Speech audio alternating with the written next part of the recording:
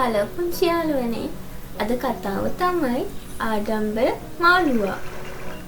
ඔන්න එකමත් එක කැලේක ලස්සන නිලක් තිබුණා.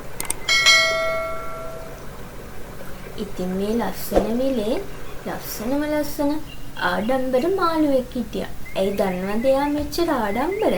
එයා ගොඩක් ලස්සන නිසා.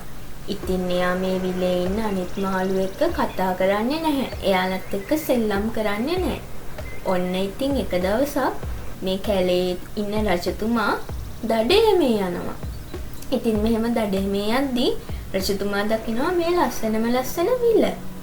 ඉතින් රජතුමාට මේ විලේ ඉන්න මාළු අල්ලගන්න ඕනේ වෙනවා. ඉතින් මේක මේ මාළුවගේ යාළුවෝ දෙන්න දකිනවා.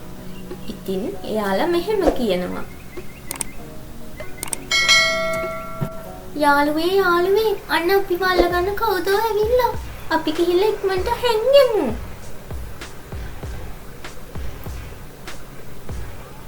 කවුද මාව අල්ලගන්න ඉන්නේ? මම වගේ ලස්සන මාළුවෙක් කවුරුත් අල්ලගන්නේ නැහැ. මම හැංගෙන්නේ නැහැ. ඔයාලා හැංගෙන්න.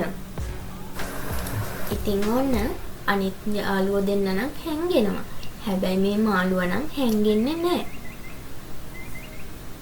දැන් ඉතින් මේ රජතුමාගේ හේවා එක්ක ඇවිල්ලා දැලක් දාලා මේ මාළුවව අල්ල ගන්නවා. ඉතින් දුවේ පුතේ ඔයාලත් අනිත් අය කියන දේ අහන්න පුරුදු වෙන්න. ආඩම්බර වෙන්න එපා. නැත්තම් මේ මාළුවට උනා වගේ ඔයාලටත් කරදර විඳින්න වෙයි.